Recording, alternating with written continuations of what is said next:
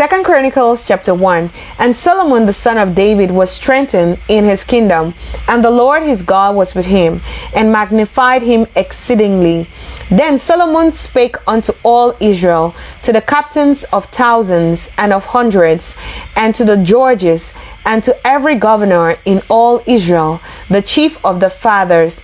So Solomon and all the congregation with him went to the high place that was at Gibeon, for there was the tabernacle of the congregation of God, which Moses the servant of the Lord had made in the wilderness. But the ark of God had David brought up from KJV to the place which David had prepared for it, for he had pitched a tent for it at Jerusalem.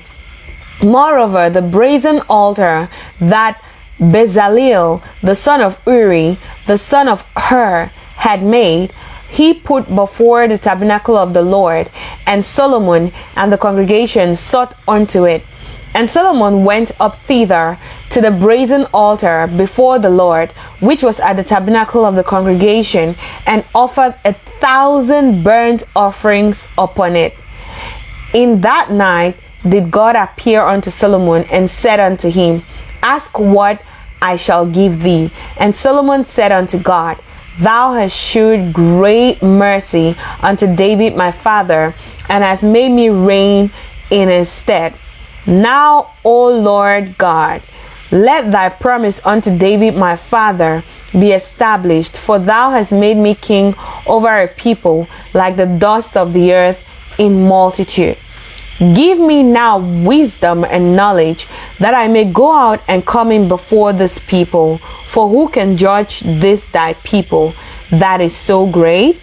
And God said to Solomon, Because this was in thine heart, and thou hast not asked riches, wealth, or honor, nor the life of thine enemies, neither yet hast asked long life, but hast asked wisdom and knowledge for thyself, that thou mayest judge my people, over whom I have made thee king.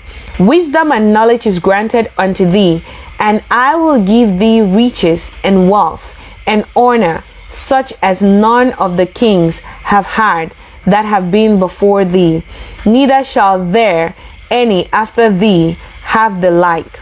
Then Solomon came from his journey to the high place that was at Gibeon to Jerusalem, from before the tabernacle of the congregation, and reigned over Israel.